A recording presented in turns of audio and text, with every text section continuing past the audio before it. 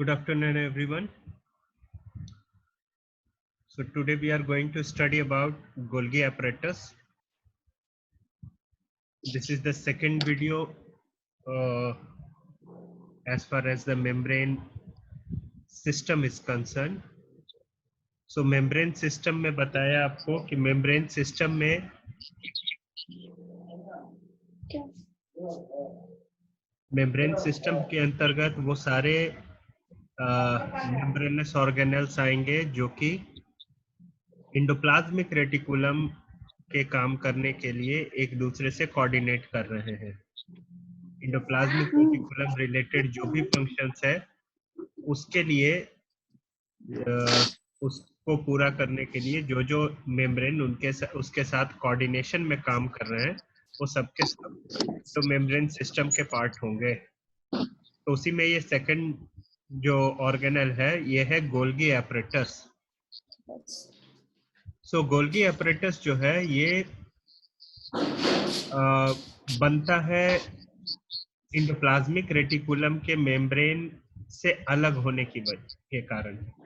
ये endoplasmic reticulum के काम को और थोड़ा आगे बढ़ाता है। इंडोप्लाज्मिक रेटिकुलम का काम क्या था? इंडोप्लाज्मिक रेटिकुलम का काम था जितने भी एक्सपोर्ट होने वाले प्रोटीन्स हैं या जिनको स्पेशल मॉडिफिकेशन की जरूरत है उन सारे प्रोटीन को बनाना और मॉडिफाई करना, मेम्ब्रेन में इंसर्ट करना। इसके अलावा बहुत ही ज्यादा मेटाबॉलिक एक्टिविटीज वाला ये एरिया होता था जहाँ पे कार्बोहाइड्रेट, लिपिड इनका मेटाबॉलिज्म होता है। इसके अलावा मेम्ब्रेन बनाया जाता है, डिटॉक्सिफिकेशन किया जाता है। ये सारा का सारा काम जो है ये इंडोप्लाज्मिक रेटिकुलम में होता है। बहुत सारे जो प्रोटीन मॉडिफिकेशन का काम है वो इंडोप्लाज्मिक रेटिकुलम अकेला नहीं कर पाता है। इसके लिए वो गोल्गी एपरेटस के ऊपर डिपेंडेंट होता है। इसके साथ साथ जो मेम्ब्रेन्स है वहाँ इसके साथ साथ इंडोप्लाज्मिक रेटिकुलम जो है वो ट्रांसपोर्ट वेसिकल्स बनाता है। मतलब छोटे छोटे, जिस तरीके से यहाँ आपको छोटे छोटे पाउच की तरह दिख रहा है स्क्रीन पे, इसी तरीके के छोटे छोटे पाउच बनाता है जो कि मेम्ब्रेन से घिरा होता है। उसके अंदर फ्लूइड, और फ्लूइड के अंदर जो भी प्रोटीन्स रहते हैं, मॉडिफिकेशन हो रहे हैं, वो सारे कुछ रहते हैं। तो ऐसे ऐसे पाउच बनाकर इंडोप्लाज्मिक रेटिकुलम जो है गोल्गी एपरेटस तक पहुंचाता है। और गोल्गी एपरेटस जो है those are called postman of the cell. उनको जहां भी उसका डेस्टिनेशन है जिसके लिए वो बनाया गया है वहां तक वो पहुंचा दिया जाएगा। So let's see a bit detail about Golgi apparatus. सबसे पहले 1898 में इसको फ्लैट बॉडीज की तरह कैमिलो गोल्गी ने देखा। कैमिलो गोल्गी ने इसको डिश शेप इसको डिफाइन किया, डिस्क शेप, और उन्होंने देखा कि ये स्टैक के रूप में एक दूसरे के ऊपर लगे हुए होते हैं। ज्यादातर केस में इसको न्यूक्लियस के आसपास उन्होंने देखा, हालांकि न्यूक्लियस के आसपास के साथ साथ ये ज्यादा नजदीक होता है इंडोप्लाज्मिक रेटिकुलम के। और इसका नाम इसके इन्वेंटर के नाम के आधार पर, कैमिलो गोल्गी के नाम के आधार पर इसको गोल्गी बॉडीज रखा गया। जो डिश है ये बनता है जो मेम्ब्रेन्स इंडोप्लाज्मिक रेटिकुलम से आ रहे हैं उन्हीं के द्वारा बन रहा है। तो ये इसको कहते हैं these are formed by endoplasmic reticulum. इसका साइज जो होता है 0.5 माइक्रोन से 1 माइक्रोन के बीच इसका डायमीटर होता है। हालांकि इसका नंबर जो है वो इस बात पर डिपेंड करता है कि सेल जो है उसकी एक्टिविटी में कितना उसको एक्सपोर्ट करने की जरूरत है। क्योंकि अभी बताया आपको कि ये इन्वॉल्व होते हैं किस चीज में? ये इन्वॉल्व होते हैं ट्रांसपोर्ट में, मैच्योरेशन एंड ट्रांसपोर्ट।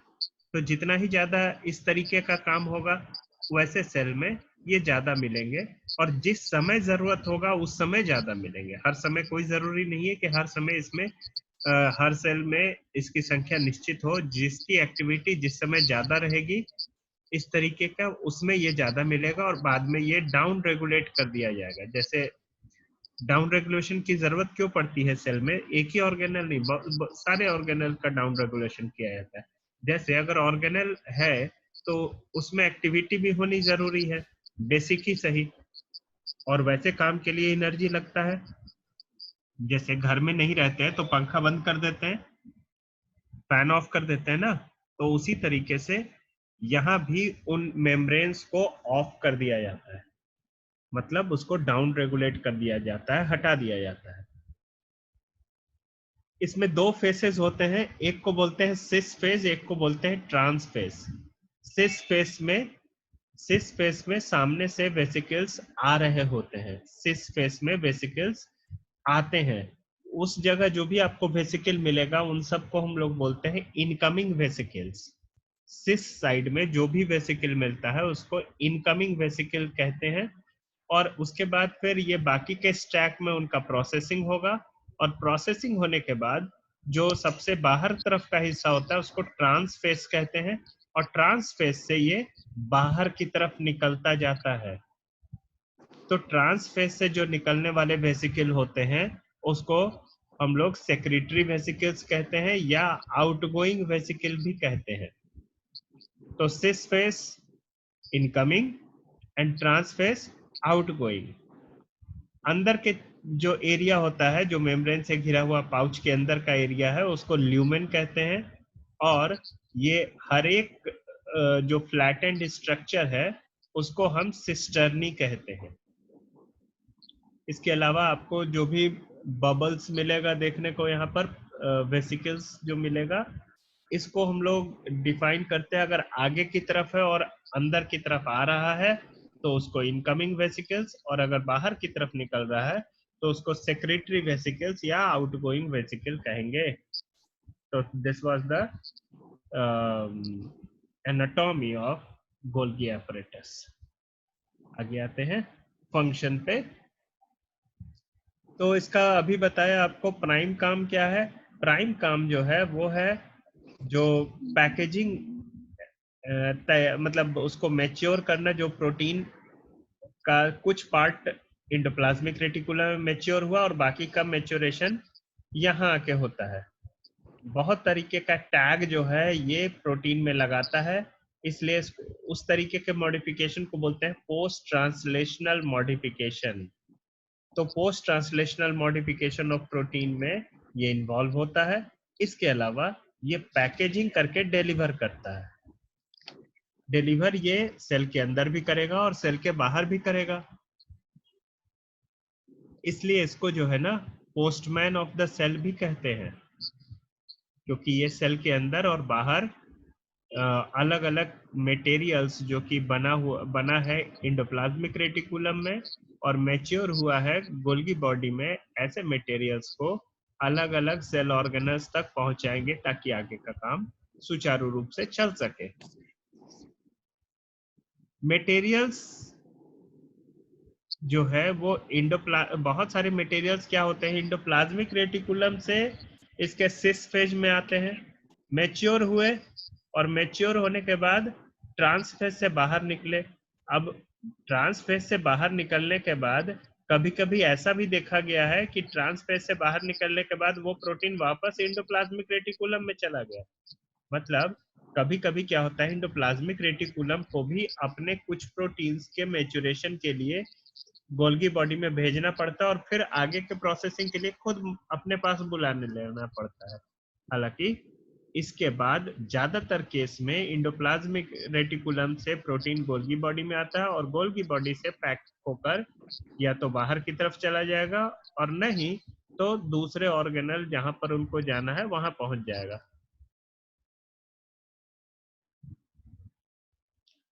बहुत बार क्या कुछ और जो प्रोटीन जो साइटोप्लाज्म में ही बना दिए गए राइबोसोम के द्वारा, वैसे प्रोटीन भी इसमें पहुंचते हैं मॉडिफिकेशन के लिए। तो कुल मिला के अगर देखा जाए तो जो गोल्गी बॉडी है ये प्रोटीन और लिपिड्स के मॉडिफिकेशन में काफी काम करता है। जिस ये जो है ये साइट है ग्लाइकोप्रोटीन और ग्लाइकोलिपिड्स बनाने के लिए। गोल्गी बॉडी जो है वो ग्लाइकोप्रोटीन्स और ग्लाइकोलिपिड्स बनाने का साइट है। यहाँ देखिए दोनों के दोनों में ग्लाइको लगा हुआ है, इसका मतलब these are the site of glucose metabolism as well. ठीक है, तो ये सारे फंक्शन हो गए किसके, ये सारे फंक्शन हो गए गोल्गी बॉडी के। तो इसके बाद हम लोग देखते हैं इसमें अगला ऑर्गेनल है हमारा लाइसोसोम्स। लाइसोसोम्स जो है इसको हम लोग सुसाइडल बैग भी कहते हैं। क्यों? क्योंकि इसके अंदर इतना ज्यादा एंजाइम और इतना कम पीएच होता है कि ये पूरे सेल को डिस्ट्रॉय कर सकता है, पूरे सेल को ये डाइजेस्ट करने की क्षमता रखता है।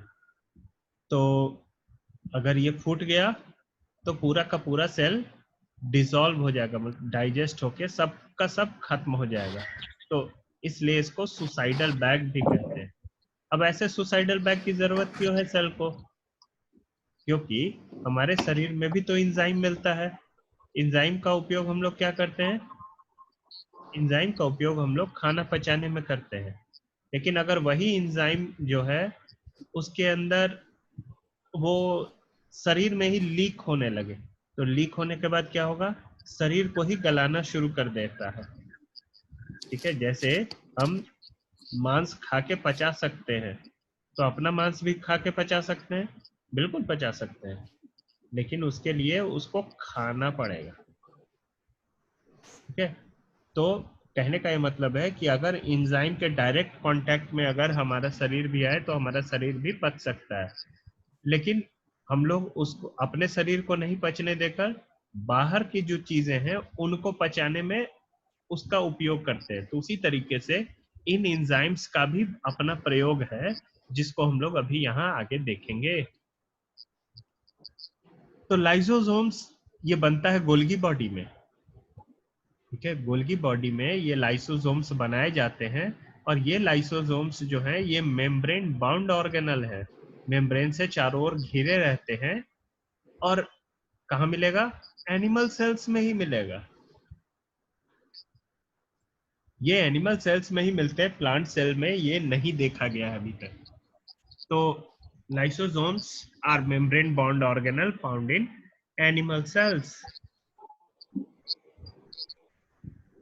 ये जैसे पैकेजिंग करके अलग अलग वेसिकल्स बनते हैं, उसी तरीके से कुछ वेसिकल्स में को डेवलप कर दिया जाता है लाइसोसोम की तरह।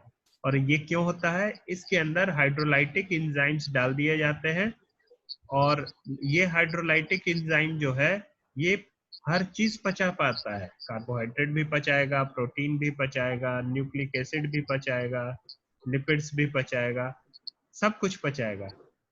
तो पचाने के लिए भोजन भी आना चाहिए। तो जाहिर सी बात है शरीर के अंदर जो भोजन सेल के अंदर जो भोजन आता है वो उस प्रोसेस को बोलते हैं इंडोसाइटोसिस।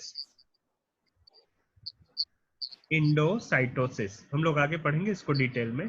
तो इंडोसाइटोसिस से जो भी बाहर से जो कुछ भी आया उन सब को इन लाइसोसोम्स के साथ फ्यूज कर दिया जाता है। फ्यूज होने के बाद क्या होगा? इसका एंजाइम जो है वो बाहर से आए हुए जो भोजन है उसको पचाने में हेल्प करने लगेगा, और पचाने के बाद हर कुछ को पचा देगा। कार्बोहाइड्रेट को भी पचाएगा, प्रोटीन भी पचाएगा, लिपिड भी पचाएगा, न्यूक्लिक एसिड भी पचाएगा, और पचाने के बाद फिर उसको पूरा का पूरा सेल बैठ के उसको यूज करेगा। जैसे कार्बोहाइड्रेट को पचा के क्या चीज में तोड़ देगा? मोनोसेक्राइड्स में तोड़ देगा। प्रोटीन को पचाएगा, अमीनो एसिड में तोड़ेगा। लिपिड को पचाएगा, फैटी एसिड में तोड़ेगा। और न्यूक्लिक एसिड्स को तोड़ेगा तो न्यूक्लियोटाइड्स में तोड़ देगा। आपको पता है इन सब का हमारे सेल में प्रयोग होता है। तो ये एक तरीके से कह लीजिए सेल का वेस्ट मैनेजमेंट सिस्टम है। जैसे हम लोग वेस्ट मैनेज करने के लिए क्या करते हैं, जितना भी चीज जो हमारे काम का नहीं है उसको क्या करते हैं हम लोग रिसाइकलिंग के लिए बेच देते हैं। अगर आप नहीं बेचते हैं तो ये गलत बात है, इसलिए क्योंकि अगर आप बेचेंगे नहीं तो उसको रिसाइकिल नहीं कर सकते, और रिसाइकिल अगर नहीं करेंगे तो वो ऐसे फॉर्म में चेंज हो जाता है जिसका कोई यूज नहीं है, और वो एक पॉल्यूटेंट की तरह से जो है इस अर्थ क्रस्ट पे पड़ा रह जाएगा। आपको पता होना चाहिए कि जैसे हम लोग लोहे का प्रयोग करते हैं, लोहा का बहुत सारा चीज बना हुआ हम लोग घर में यूज करते हैं। अगर उस लोहे को ध्यान से देखिए तो तो आपको वो जब आपके काम का नहीं रहा तो वो बेकार है। अगर उसको थोड़े दिन अगर आप बाहर छोड़ देते हैं तो उसमें रस्ट लग जाता है। रस्ट लगने के कारण आसपास पॉल्यूशन भी फैलेगा, वो धीरे धीरे धीरे धीरे करके मिट्टी में मिल जाएगा। लेकिन मिट्टी में भी वो किसी काम का नहीं है, मिट्टी में भी वो एज अ पॉल्यूटेंट ही रहेगा। अब देखिए उसी लोहे को निकालने के लिए कितना सारा एनर्जी लगाना पड़ा था, मैन पावर भी लगा था, एनर्जी भी लगा था। उसको गर्म करके आयरन ओर से आयरन निकाला गया, उसको प्रोसेस किया गया, तब जाके वो आयरन बना। लेकिन अगर आप उसको बेच दिए होते तो बेचने के बाद क्या होता, वो जाता दूसरी जगह, उसको पिघला के उसी आयरन को दूसरे फॉर्म में दूसरे तीसरे हर तरीके के काम में यूज किया जा सकता था। लेकिन अगर आपने नहीं बेचा तो आपने बहुत बड़े एनर्जी को वेस्ट कर दिया। तो सेल ऐसा नहीं करता है, सेल ऐसा बिल्कुल ही नहीं करता है। वो क्या करेगा, सेल के अंदर के ऑर्गेनल को भी, अपने अंदर के ऑर्गेनल को भी पचा के उससे भी कार्बोहाइड्रेट निकाल लेता है, प्रोटीन निकाल लेता है, लिपिड निकाल लेता है, न्यूक्लिक एसिड से को भी पचा के उससे न्यूक्लियोटाइड्स निकाल लेगा। ये सब को फिर से रीयूज करेगा अपने काम के लिए। तो it's a site for waste disposal and recycling. जो भी ऑर्गेनल अभी आपको बताया था, अभी बताते हुए कि जो भी ऑर्गेनल है उनको हम लोग लिमिट करके अपने अंदर रखते हैं। जब जरूरत होगा तो बनाएंगे, नहीं जरूरत होगा तो उसको खत्म कर देंगे। तो खत्म क्या करेंगे, खत्म मतलब इन्हीं लाइसोसोम के साथ लाकर उसको फ्यूज कर देते हैं। लाइसोसोम उसको डाइजेस्ट करके कार्बोहाइड्रेट को मोनोसैकेराइड में, प्रोटीन्स को एमिनो एसिड्स में, लिपिड्स को फैटी एसिड्स में और न्यूक्लिक एसिड्स को न्यूक्लियोटाइड्स में चेंज कर देता है, ताकि हम उसको फिर से रीयूज कर सके। और ऐसा करने के लिए उसके अंदर डाइजेस्टिव एंजाइम्स रहते हैं, हाइड्रोलाइटिक एंजाइम मिक्सचर्स होता है, और उसके अंदर का पीएच कम रहता है, 4.5 टू 5 के बीच में रहता है। अब देखिए, अब बात एक और आती है कि अगर इसके अंदर कार्बोहाइड्रेट, प्रोटीन, लिपिड सब पचाने की क्षमता है, तो मेम्ब्रेन पचाने की क्षमता नहीं है क्या? मेम्ब्रेन भी पचा सकता था जिससे वो घिरा हुआ है। अगर वो अंदर उसके हाइड्रोलाइटिक एंजाइम है और वो हर तरह के मेम्ब्रेन को अगर डिस्ट्रॉय कर सकता है तो उसको भी कर सकता था। तो इस चीज से बचने के लिए क्या होता है, इसका जो मेम्ब्रेन रहता है वो स्पेशल रहता है, बाकी मेम्ब्रेन से थोड़ा अलग रहता है। क्या रहता है, इसके अंदर एक खास तरीके का प्रोटीन रहता है जिसको बोलते हैं लैंप, LAMP। ये लैंप जो है ये लाइसोसोम एसोसिएटेड मेम्ब्रेन प्रोटीन्स होते हैं। ये स्पेशल रूप से लाइसोसोम में ही मिलता है। ये लाइसोसोम एसोसिएटेड मेम्ब्रेन प्रोटीन्स जो है ये मेम्ब्रेन में लगा हुआ होता है। मेम्ब्रेन जब आपको बताए थे तो आपको बताए थे उसके अंदर इंटीग्रल मेम्ब्रेन प्रोटीन्स रहते हैं, मतलब उसके अंदर लगा हुआ प्रोटीन्स रहता है बहुत सारा। और ये मेम्ब्रेन प्रोटीन के साथ जो है हाईली ग्लाइकोसाइलेटेड, मतलब हाईली ग्लूकोज मिला हुआ, ग्लूकोज से मिक्स किया हुआ प्रोटीन्स रहता है। और ये प्रोटीन, ये जो ग्लूकोज रहता है ये जनरली पॉलीलैक्टोसामाइन रहता है। उस ग्लूकोज का नाम है पॉलीगैलेक्टोसामाइन। तो ये पॉलीगैलेक्टोसामाइन मिला हुआ जो मेम्ब्रेन प्रोटीन है इसका नाम है ग्लाइकोकैलिक्स।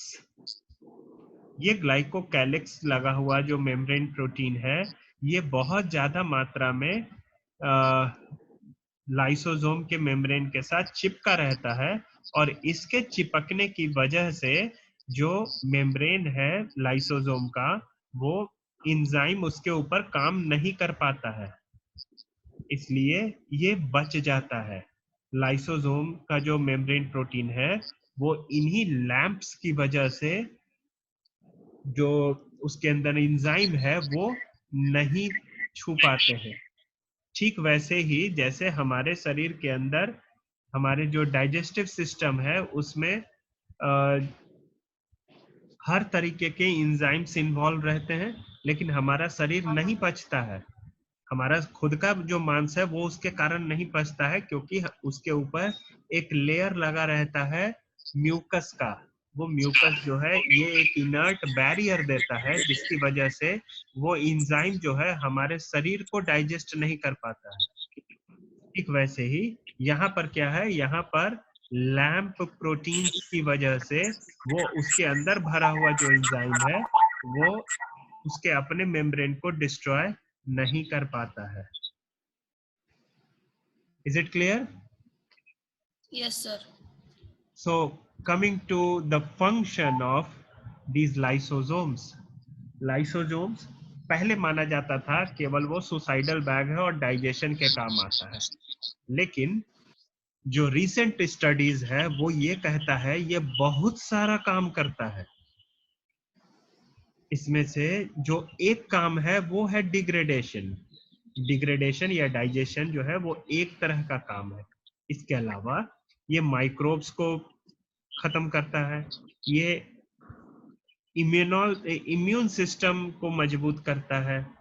इम्यून सिस्टम को मजबूत करने के साथ साथ कोलेस्टेरॉल जो हमारे शरीर में है उसका इम्पोर्टेंस है, जो कि हम लोग जब मेम्ब्रेन पढ़ रहे थे तो उसको समझे थे। तो कोलेस्टेरॉल के भी इम्पोर्टेंस, कोलेस्टेरॉल को भी ये ट्रांसपोर्ट करता है। इसके अलावा ये डिटॉक्सिफिकेशन के लिए भी काम करता है। इसके अलावा बहुत सारे ट्यूमर और कैंसरस सेल को भी ये मारने की क्षमता रखता है। इसके अलावा प्लाज्मा मेम्ब्रेन में अगर कहीं टूट फूट हो जाए तो उसको भी ये रिपेयर करता है। इसके अलावा एक और काम ये जबरदस्त तरीके से करता है, उसको बोलते हैं ऑटोफाजी। ऑटोफाजी मतलब जो भी ऑर्गेनल जो किसी काम का नहीं बचा उसको ये डिस्ट्रॉय करके, अभी बताया आपको, वेस्ट मैनेजमेंट करता है। तो अगर सपोज प्लाज्मा ये सिग्नल ऐसा आया कि अब गोल्गी बॉडी बहुत ज्यादा हो गया है, उसकी संख्या को कम करना है, तो ये क्या करेगा, गोल्गी बॉडी में के चारों ओर जाकर ये उसको घेर लेगा। एक लाइसोसोम नहीं, बहुत सारा लाइसोसोम जाके गोल्गी बॉडी को चारों ओर से घेर लेगा और सब आपस में फ्यूज हो जाएगा। नतीजा क्या होगा, एक बड़ा सा लाइसोसोम बन जाएगा और गोल्गी बॉडी उसके अंदर डूब जाएगा। डूबने के बाद इसके अंदर जो एंजाइम है वो गोल्गी बॉडी में जितने भी लिपिड है उन सबको डाइजेस्ट कर देगा, जितना भी प्रोटीन है उन सबको डाइजेस्ट कर देगा, और पूरा का पूरा गोल्गी बॉडी खत्म होके अलग अलग छोटे छोटे यूनिट्स में बदल जाए, मतलब छोटे छोटे मॉलिक्यूल में बदल जाएगा, और फिर उस मॉलिक्यूल का प्रयोग दूसरे काम में किया जाएगा। क्योंकि देखिए लिपिड है अगर, तो लिपिड को हम मेम्ब्रेन बनाने में यूज कर सकते हैं। हो सकता है लिपिड जो है वो लाइसोसोम का, सॉरी, इंडोप्लाज्मिक रेटिकुलम के किसी हिस्से से टूटा, उससे बना गोल्गी बॉडी। गोल्गी बॉडी जो है उसको ये लाइसोसोम खत्म कर दिया, और अब मान लीजिए शरीर को जरूरत पड़ गया ज्यादा से ज्यादा मात्रा में कोई दूसरे ऑर्गेनल, जैसे सपोज माइटोकॉन्ड्रिया बनाने की जरूरत पड़ गई, तो उसी लिपिड को यूज करके, लिपिड मतलब यहाँ पर फैटी एसिड का मतलब है, तो वो फॉस्फोलिपिड को यूज करके जो है ये अगली बार प्लाज्मा मेम्ब्रेन, सॉरी, माइटोकॉन्ड्रिया बना देगा। तो सेल के अंदर बहुत सारी जरूरतें हैं, उसको ये यूज कर लेगा दूसरे काम में। इसके अलावा ये लाइसोसोम जो है बहुत सारे जीन के रेगुलेशन में भी इन्वॉल्व रहता है। इसके अलावा cell signalling, yes sir. Cell apoptosis. Apoptosis कहते हैं प्रोग्राम्ड सेल डेथ को। जैसे लाइसोसोम को ट्रिगर कर दिया गया कि भाई थोड़े समय के बाद तुमको फूट जाना है, तो जैसे ही फूटेगा तो पूरा का पूरा सेल को खत्म कर देगा। इसके अलावा सेल के एनर्जी मेटाबॉलिज्म में भी लाइसोसोम का यूज होता है। तो इस तरीके से देखते हैं तो लाइसोसोम का बहुत सारा फंक्शन है। So with this, I am finishing this endomembrane system